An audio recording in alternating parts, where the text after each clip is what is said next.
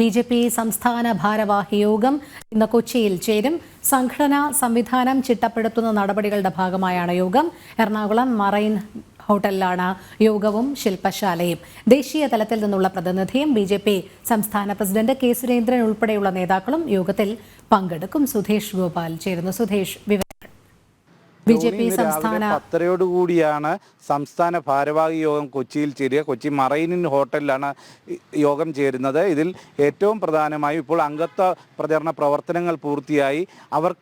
ഇനിയും ബൂത്ത് തലം മുതലുള്ള തെരഞ്ഞെടുപ്പുകൾ, ഭാരവാഹി തെരഞ്ഞെടുപ്പുകളും മറ്റും നടക്കുകയാണ്. അപ്പോൾ അതിനു വേണ്ട ഓരോ റിട്ടേണിംഗ് ഓഫീസർമാർക്കും വേണ്ട പരിശീലനങ്ങൾ നൽകുക, അതിനുവേണ്ടിയുള്ള ശില്പശാല സംഘടിപ്പിക്കുന്നുണ്ട്.